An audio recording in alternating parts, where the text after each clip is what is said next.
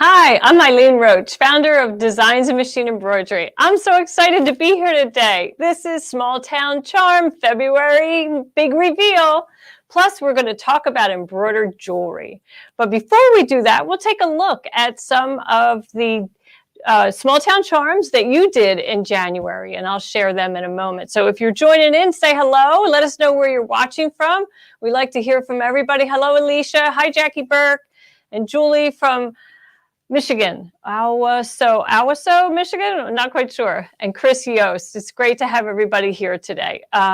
This is really, I'm loving this small town charm. It's so much fun. I'm having a great time digitizing it, designing it, getting inspiration from you.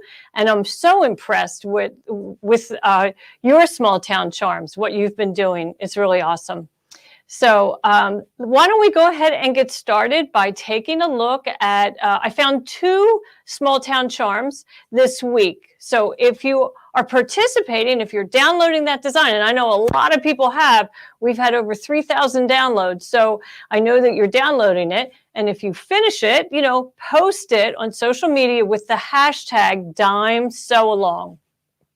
And I go onto Facebook and I search hashtag #DimeSewAlong, and that's how I find them. So I do it, kind of during the weekend. And as we get closer to Thursday, usually Wednesday night, I do one final search to see what I can find. So do it. We want to see what you're doing. We want to see what you're doing. Okay, so let's take a look at who I found just yesterday was Joy Seidel. She did Joy's Quilt Shop, perfectly named, right? Why wouldn't, if you're going to open a quilt shop, why not use your own name? She did a beautiful job on that. Looks really nice. Very, very nice. I have that same fabric that she used for her door. That little polka dot, kind of tone on tone. It's great. Love it. Really nice job, Joy. And then Tracy Powell. Oh, how colorful and bright is this? She's got a couple puppies there in the foreground. Isn't that nice? And she also added a welcome mat. And she used a different lamppost than the one that I included. So I love it. Looks really great. And she added some more razzmatazz on her door, which looks really great. Very well done. Oh, and Sharon Crowder, thanks for joining in. You said you're looking forward today. You've made several of the earrings. Good for you. If you have had any issues, make a comment. I'm going to cover some of the challenges that people have encountered and so forth. I hope that you didn't have any problems. And hi, Misha. Nice to see you here also. Okay, so our earrings and necklaces are what we're talking all about. We're going to talk about thread selections, the stabilizer choice, the findings, and some fancy finishes that maybe you hadn't thought of before. So here are the samples. Aren't they just luscious? I had so much fun stitching these. I was inspired because they're light as air. As we age, right, heavy jewelry is not always comfortable to wear.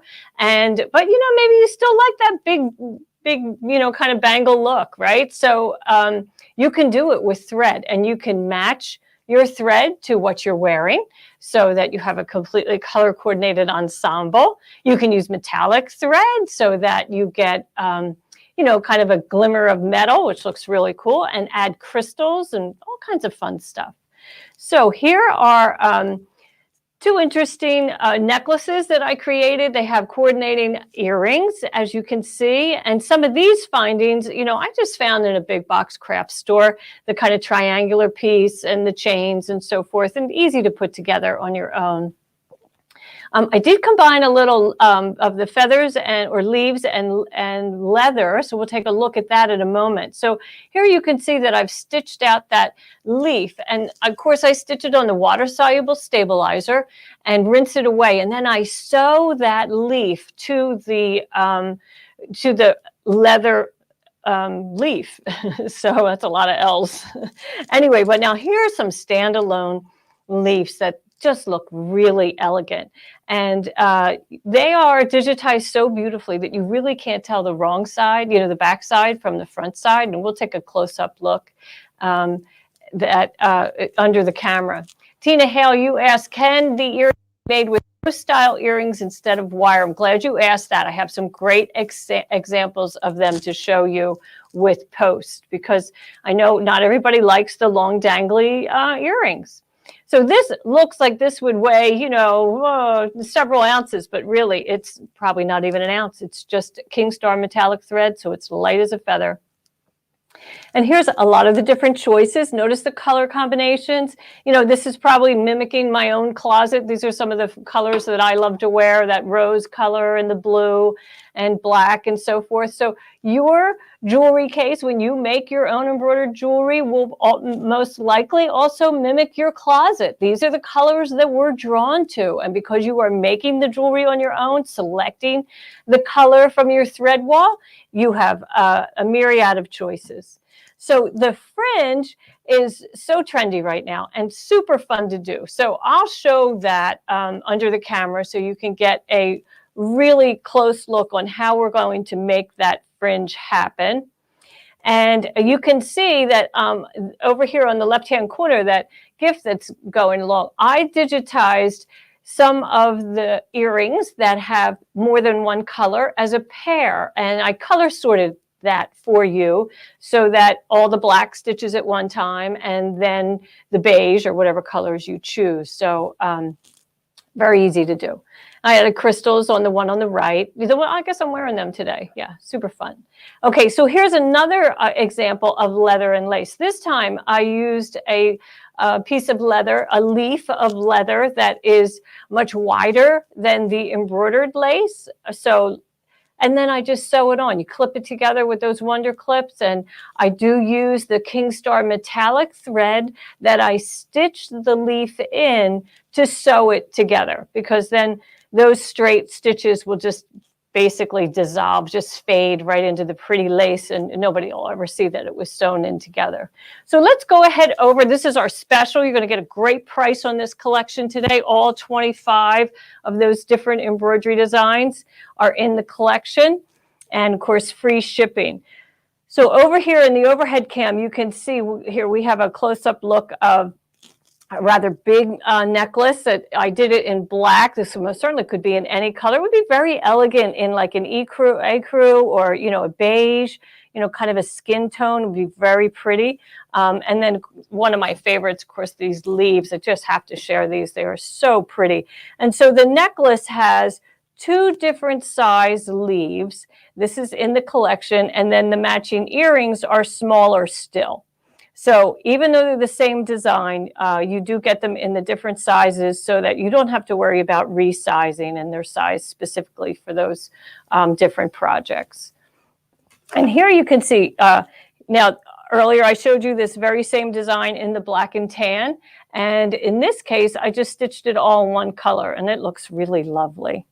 I just love these. This is probably one of my favorites. This is what I call the Moroccan symbol. I don't know, it's just a pretty tile kind of design, and I only stitched it here in 2 colors, but it actually can be stitched in 3 colors. These dots, these kind of gemstones, can be stitched in another color, so that's also color sorted for you in the collection. And these very traditional kind of droplets are very attractive, and these French knots just kiss that satin outline, and boy, they're really attractive. They can be in any color, you know, that you want. Okay, so why don't we go ahead and take a look under here. We'll take a closer look at the leather.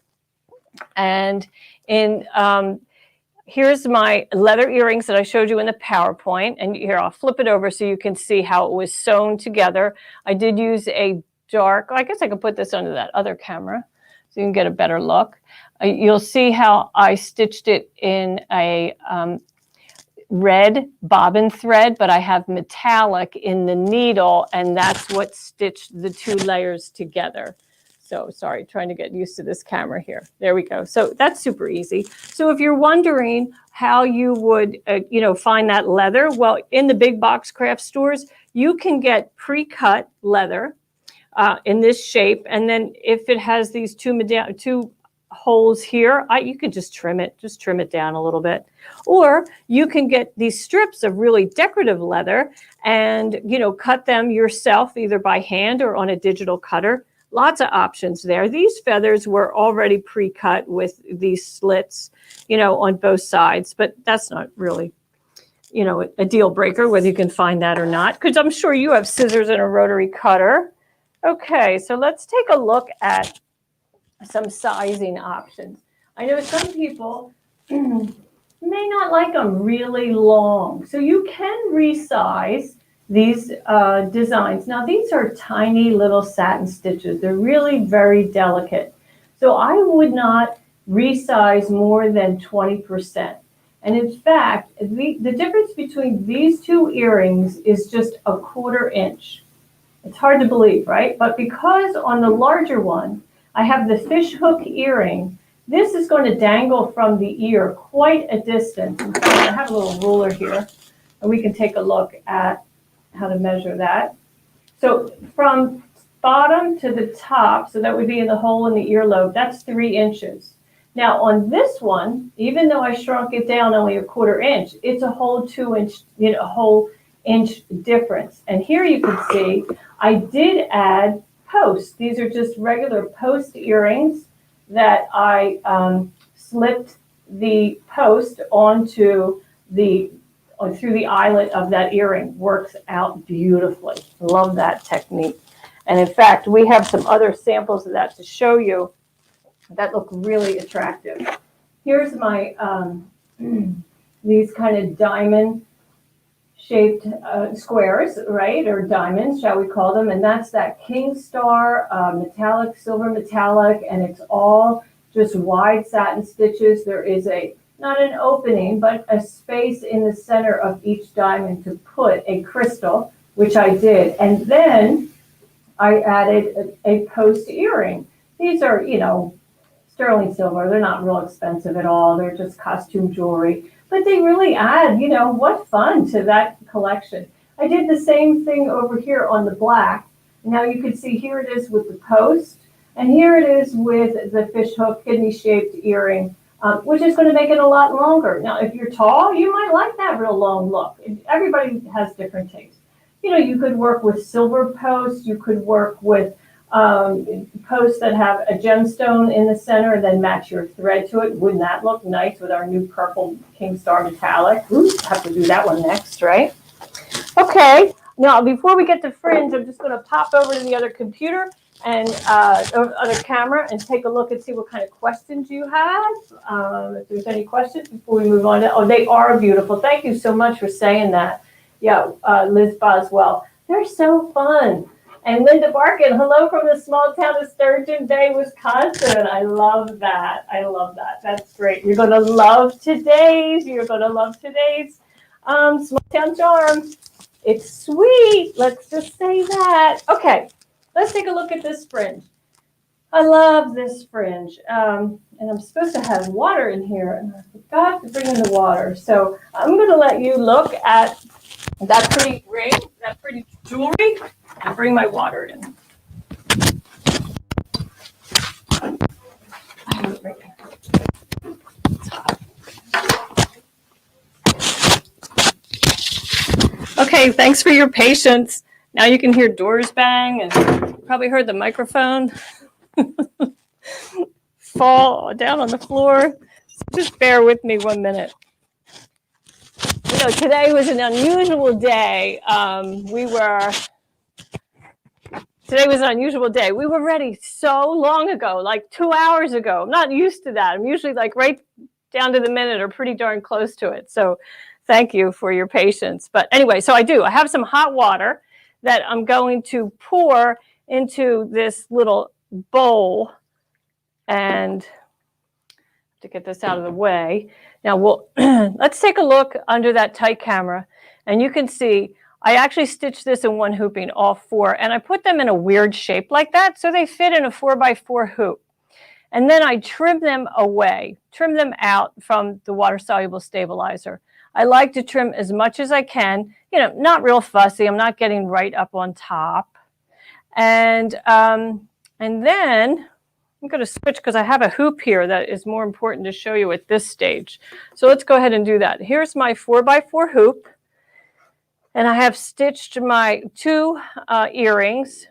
In my previous hooping, I had 4 fit in here. And, you know, I keep my roll of stabilizer on the hoop, and I just clip it so that I can conserve the stabilizer. Because, you know, when you do a lot of earrings, you go through a lot of this. And I'm using 2 layers of the sew and wash. This is the mesh type of water-soluble stabilizer. And then to trim, I actually leave it in the hoop. And I flip it over. Bear with me while I get it under the camera. And yeah, and these are the candidate for the ugliest earrings of the year, but that's okay. So you'll see you have a lot of thread tail, you know, not a lot, but some, right? So this is when I take a moment to clean that up. I just trim them off because they kind of bother me. And then I'm using an embroidery curved tip scissor. And actually, we don't sell these, but these are made by Kai, K-A-I, and I love this brand. And it's a blunt tip. You don't have to have a blunt tip, but a blunt tip will not get caught on the threads. So now, with my left hand, I'm pushing on that embroidered earring, and with the scissors, I'm just snipping those threads away. And I'm exerting pressure against the edge of the fringe. Goodness. Okay. And I'm just trimming as I go. It's a little messy. It is. You're going to get a whole bunch of fibers happening here in a minute. And I'm trying not to get my hand in the camera. So it's a little awkward position that I'm in. But anyway, we're just going to work that scissor tip underneath the fringe and trim until it's all trimmed. And you'll see it kind of floats away. And then I pull on that thread. And you know, after a couple yanks, you'll probably be able to pull most of it out of the back. And it's a mess. This is not a mistake. This is the way it's supposed to be. Now it is embroidery, so don't yank it, you know, like it's a fish on a hook or something. Just gently pull it away. You can trim it if it's still looped. And if it's still looped, that's because the bobbin thread, you know, you didn't trim that properly when we slit that blade into the opening. And, you know, this is how it's going to look, right? So we clean all that up. We would repeat that for the other one. And remember, I'm on the back of the hoop. This is the wrong side of the earring. And you always want matching thread in the top and the bottom. So you have to, if you leave it in the hoop, it's easy to remember what side to trim from. But now you can see this one has been released, right? And see how they come up nice and soft away from that water-soluble stabilizer, right? Okay, now you're not really seeing that. So then at that point, I trim it out of the hoop. And that's where we are in this position. So, or no, we didn't do that. We didn't do that. So I'll do that now. But what I really want to show you is there's a point in the process where you have to brush the thread. And if you don't brush it, you will get clumps of fringe. And I had someone send an image to our office of fringe that, you know, didn't look like they wanted it to look. And that's why it wasn't brushed. So I'll just show you how to do that. So you can see on this one, it came out nice and smooth. Fairly smooth. And then I will place this in the water. Now at home, I do this over a bowl and under the faucet. That's how I do it. I use warm water, very warm water. You know, I can touch it. But see, now when you take it out of the water, you see how it's all clumped? You know, that's just natural that the threads want to clump next to each other. So at this point, I'm going to leave it dry on this towel, and I take a brush and I brush those threads. And if you have left a lot of the water-soluble stabilizer in there, you may have difficulty brushing it. So in that case, just go ahead and dunk it back in the water and give it another brush. And there you go. And like here is one that has dried before I brushed it. I didn't brush this. I did this about an hour ago so you could see what it would look like if you didn't brush it. Can I brush it out? Maybe. Maybe. This one's not too bad. That's not too bad at all. But sometimes if there's quite a bit of residue of the water-soluble stabilizer in there, then you will not be able to unclump it, let's say, brush it away. So take a moment to brush it before you do that. And then your earrings will come out beautiful like that, with that nice, smooth, feathery look that is just even all the way across the flange. And that's the look that you're going for. Now, if you have, you know, a little snarly piece here, that's pretty stiff because there's still water-soluble stabilizer residue in there. You know, you have some options. You can go ahead and maybe trim a little bit of it away with your scissors. But, you know, it's on your, you know, your head's moving and your hair's there. I wouldn't worry about it, really. If people are looking that close, they're probably not admiring it, right? That's what I say. All right, let me see if you have any questions before we move on to the findings. Let's see. What needle size and thread weight? I use 40 weight thread, and I match the needle thread and the bobbin. So 40 weight polyester embroidery thread. I also use our King Star metallic thread in both the needle and the bobbin, and that's also a 40 weight. And needle size, I probably use an 1185, something like that. Do you use, yeah, you can, Judy Warren, you can use variegated thread. It's pretty wild. It's pretty wild. Yep. You know, it's your choice for sure. Let's see. I love, okay, Faye, welcome from Australia. Nice to have you here from down under. And let's see, Sharon, you're having problems with the fringe. Do you cut from the back or front? You always cut from the back. And you, when you put that blade in here, we could do another one on camera. I have another one here that we can do so you can see. Let's go ahead and do that in case you missed it. So from the wrong side, we're going to insert the scissor. And it is best to leave the, it's just easier if you leave it in the hoop because you'll have more tension on the stabilizer. And then you just work that scissor tip into the fringe, and I'm exerting pressure on the edge of the fringe that way, just a little bit. And, you know, then I just snip, and I'm snipping in small increments, you know, not even a half inch, probably a quarter of an inch, because I want to go around that curve and make sure that my threads have that curve after the bobbin threads are removed. Otherwise, if I cut, you know, straight across, you're going to have some odd lengths of thread. Then I just go into here and find the thread that's going to let me pull most of this out. And we just pull at it gently. Remember, this is embroidery. We're not playing rugby here. And so we just gently trim away that excess threads from the back. This is all from the back, because on the front, if you were to trim that, well, that's where your beautiful fringe is supposed to live. And that's where it would be visible when you wear the earrings. So, you know, it's not real pretty from the back. You know, it's not. It's embroidery. It's going to have a wrong side, no matter what they tell you. And perfectly acceptable to me. By the time it dries, after I wet it to remove all that water-soluble stabilizer, it's going to be perfectly fine.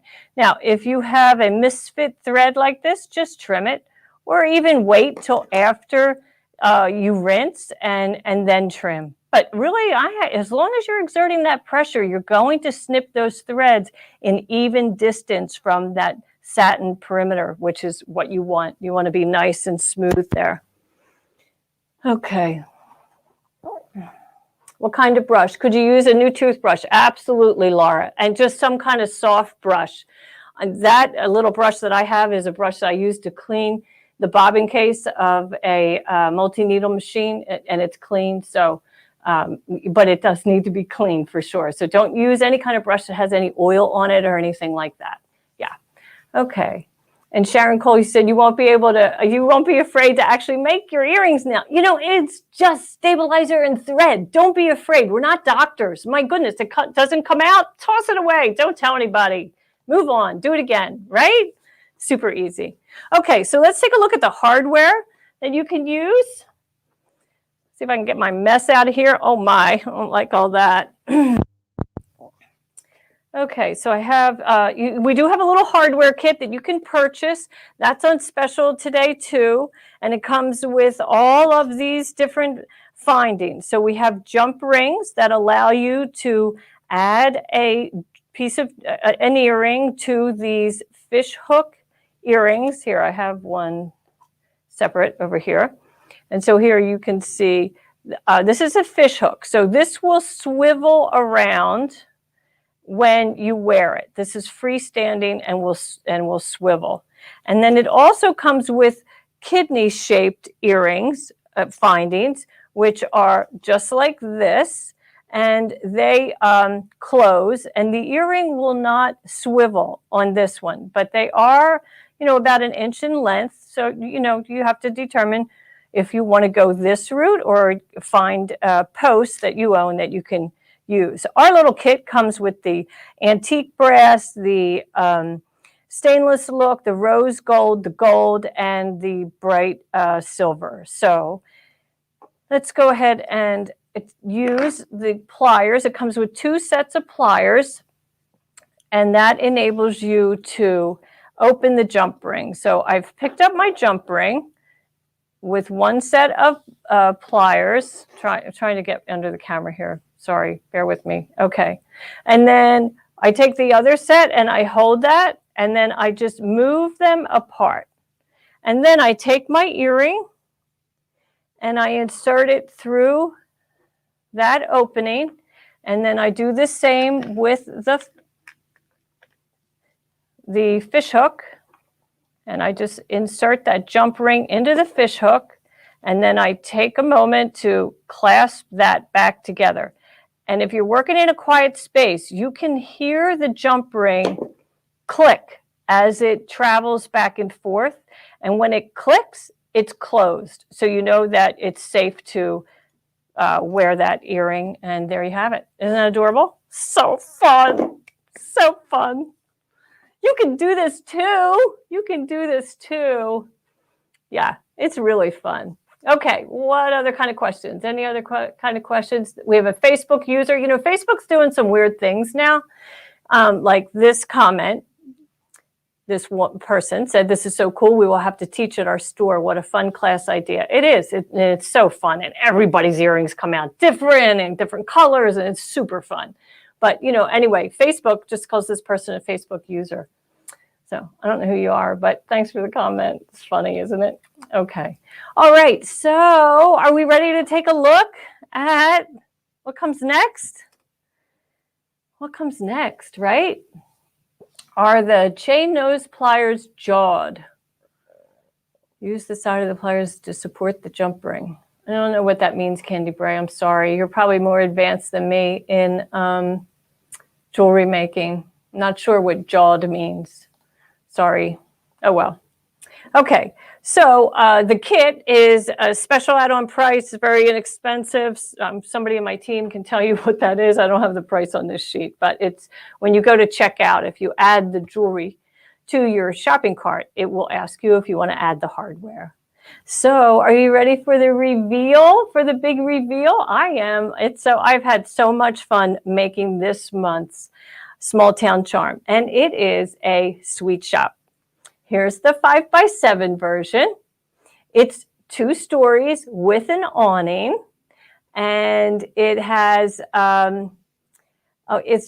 it has a big cake right in the front. Now I added the name Cake Superior, which I just thought was super cute, but it's a different color of any other element in the sweet shop design, so you don't have to stitch that. Okay, don't worry about that. You can add your own name if you'd like. All right, it also comes in a 7x12 that is completely finished in the hoop, and that is 2 hoopings. It has the sweet shop, and then the awning is separate. So let's go ahead and take a look at the 7x12 and the process for that. So we're going to hoop cutaway stabilizer and place batting in the hoop and stitch color 1, which will be the placement guide. Now you see those notches on the left side of the design on on the image on the left, that is showing you the area of the actual sweet shop itself. The area on the left is the sidewalk. So you just want to make sure when you place your applique fabric for the sweet shop, you're covering those notches. The next color we'll do the tack down, and we'll also do the stone detail. Cindy King, wow, you love the sweet shop. Oh, me too. I think thanks for the kind comments. Yeah, it's really going to be fun. Oh, goodness, all these OML people carrying on. Okay, let's see. And then the next thing we do is we add our sidewalk, which is a strip of gray fabric or whatever color you choose, and it's going to seam it together. So you'll put it in the hoop, right sides together, and stitch the next color. And after that stitch, you flip open that fabric and it stitches the tack down, and then also some details for the sidewalk itself. Yeah, let's see. Okay, then we're going to add wallpaper, and the wallpaper is in the window and the door, but it's just one application of fabric. So I don't want you to think, oh, you have to add two pieces. It's just one, as you can see here. And then lots of steps next. In that blue is a complex fill. You'll stitch that, and it's outline and the wood detail at the bottom of the door and the window, and then the cakes. You got to do the cakes. So we have 3 cakes in the window. And then we add Cake Superior, and that's where you could omit that color and add your own name. And then Diane Metler, you want to know what kind of tearaway stabilizer? What kind of tearaway stabilizer do I use? I actually use Cutaway for this. In this sweet shop, it has quite a number of complex fill stitches. And here, I'll give you a good look. Here it is. So all of this pretty blue, that's a complex fill. That's not applique. So we really need to have some, stability behind our cotton quilting fabric. So I use a Cutaway fabric. Because I'm not going to wear that quilt block. It's not going to be something, this is going to be a wall hanging, a decorative item in my home. This isn't going to be anything I have to worry about its drapability and so forth. In fact, I want it to look like a building, and I want it to be rather rigid. So that's why I chose that. Okay, then the last thing that we do on the sweet shop for the 7x12 is add our backing fabric. And the backing fabric is... sorry, Sam, you want to go ahead and grab that out of there. I matched the color of my sweet shop building and used the same color. And then, you'll stitch that final color, and it will have a large opening at the top of the sweet shop. And then we turn it. Well, first we trim, right? We're going to trim all that excess seam allowance, leave at least a 1/4 inch, snip close to those corners on a diagonal fashion so that you have less bulk in the in the corners.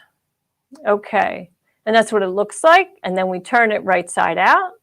And then, yes, Sherry, I will show you how the frame is attached to the back of how I attach the block. So bear with us while we get through these step outs first. Now our awning for the 7x12, we're going to stitch an outline and then cover that outline with one layer of our awning fabric, and this is the back of the awning. This is the lining of the awning. And we'll add a folded ribbon there. And of course, you have instructions. When you download this embroidery design, you have all the instructions. You just download that also, this PDF. Everything that I'm showing you here in today's broadcast is included in this download instructions. So after we add our ribbon, and there's a tack down for the ribbon, we then add the awning front fabric, right sides together, and stitch that. And it will stitch all the pretty scallops. And then you take your time in turning those scallops, right, and trimming those scallops. I like to snip into each corner of that scallop, leaving a little triangular flap at the peak, or the valley, however you look at it, of the scallop. And that makes the turning a little bit easier. And then once it's turned right side out. Now, we had a viewer in January who said, the scallops are too tedious. And so she used felt fabric. and she didn't add a backing. It was beautiful. So, you know, embrace that if that's what you want, right? No problem with that. Okay, and then we're going to insert a pipe cleaner. Those images are actually mixed up. You would insert the pipe cleaner into the awning and then stitch it to the awning. I just kind of create a little channel by stitching that piping to the top of the scallops right inside. And then, oh, well, okay, sorry. Some of those images are out of, well, you know, you get the process, and they are correct in the instructions. It's just my PowerPoint. So let's see. And Annette says, can you show how to put the 7x12 on the stand?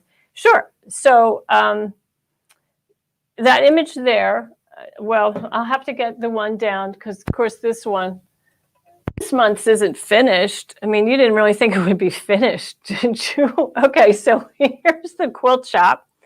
And on the back is my two ribbon lengths that I sewed to the back of my shop and then just slid the ribbon into that little flange, right? Because this is what the frame looks like, right? It has these two like arms that allow you to slip a sleeve of some sort over those arms so that it stays on the frame.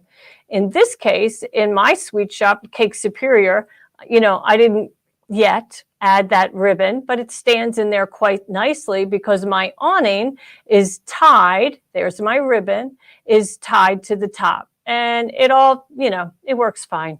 I don't have pets and I don't have small children in my home. So when I put this away, nobody's going to touch it. My husband, he admires the process of making all this, but he doesn't go and play with them, which, you know, I'd be a little worried if he did, maybe, right? Anyway, so that's how that's added. And the instructions for adding that ribbon are in the instructions. Yeah, and Sue Brown, you love the stand for the shops. Well, you know, I don't know if you all know, but Sue Brown, if you don't know it, you got to jump over to OML Embroidery Saturday morning, and she does a sew-along. So OML Embroidery on Facebook. Sue, you can go ahead and type in your website name and all that, so no, in case anybody has any questions, and they'll join you. But that's this Saturday. After I do a reveal, she does the sew-along. So you should pop over there and help her out. Okay, shall we take a look at the 5x7 now? So let's go ahead, and we finished the 7x12. They are different. So the 5x7 has a second story. Now I saw a comment earlier. Oh, someone said the 7x12 does not have a second story. It doesn't have a second story this month. Let's just put it that way. This month, it doesn't have one. So maybe in March. Okay, Sue Brown, there you go. You can find her over on YouTube and join her sew along at 10 a.m. Eastern time on Saturday morning. Great. Okay. Let's take a look at that 5x7. I actually had a blast doing the 5x7. So we're going to start with a big piece of fabric, you know, like 12x12, right? And your first hooping will be the second story. We're going to build our house from the top down, or our building from the top down. Unlike regular construction, where we would do a foundation, first story and second story, this will be the opposite. And that's because our first story actually covers the bottom of the second story. So as you look at that image there, you'll see there's no satin edge on the bottom of the second story. So here are all of the embroidery designs that make up the 5x7 quilt block. You're going to have hooping 1, second story. Hoop 2 is the actual suite shop, and hooping 3 is the awning. It is separate. It is then sewn onto the quilt block. Okay, just want to make sure you get those steps. I don't want you to think, you know, it's 3 hoopings on one piece of fabric. It's 2 hoopings on one piece of fabric with an awning. Okay, here we go. So we are hooping that upper portion of my 12-inch block. You know, and I'm saying 12 inches because I just want to have ample fabric so that no matter what we decide to do with it down the road, you have enough fabric to trim away later. So first color is a placement guide. The next thing you'll do is add your applique fabric and stitch that detail and then trim it away. And then you'll finish. We have windows with, you know, frames and then also the roof line. Then you're going to make a template of the embroidery design. Now, I provided that template for you in the download, and here it is here. So I'm using my print and stick Target template paper, which is sticky. So see how this just sticks to my hand? Love that. Love that. And then this protective paper keeps it, you know, nice and tidy. Always want to make sure when you put your template back on this protective paper, you put it on the shiny side. See that sheen? If you put it on the back side, the flat side, almost can't get it off. So just remember, shiny side, shiny side. That's the side that you stick to. So you're going to align that template with the second story. So notice how I have it perfectly centered, right? See how that arrow is right in the center of the second building? And look at my outside edges. They are aligned perfectly. You can do this. That template is so easy to use. You need to, you know, just print the template. If you don't have the print and stick Target paper, you most certainly can order it, but you can also use copy paper. I would tell you that if you do copy paper, trim paper doll style, really close to those satin outside edges of the design so that you can get a true read on where it is going to align with the first story. That's the beauty of paper doll style cutting out like that. And then if it doesn't match up, you know, like Misha says, the awning covers up any kind of a mistake. So then at the machine, we've hooped, and now we are centering our needle right over that template, with that crosshair on the template, and then I'll peel back the template and stitch the first design, which is a placement guide, and then I add that the building fabric and my cement. You'll see then my wallpaper goes down, very similar like we did on the 7x12. Now look at the top where my first and second story meet. Not so great, right? I got some fabric hanging out there. I didn't trim really well, but nobody cares because my awning's going to be there and nobody's going to know it. So don't fret. Okay, and then let's see. Victoria Bartels, you wanted to know what is the sticky paper? Sticky paper is our print and stick Target template paper. And we'll get an image of that up on the screen. There you go. So we sell that on our website. Comes with 25 sheets in a pack. Not sure what the price is, but you can find out over there. I love it. It is just the best. Okay. So the next thing we do here is our finished block. You know, it's pretty, right? It's pretty. But now we're going to make our awning. Same as the other way. We're going to trim it down. I do give you some dimensions on how to trim. Now this awning, in actuality, is a little bit too big for our sweet shop in height. So that's okay. You're going to trim from the raw edge a 1/4 inch. Not the raw edge. You're going to trim a 1/4 inch from the stitching of the awning. You'll see.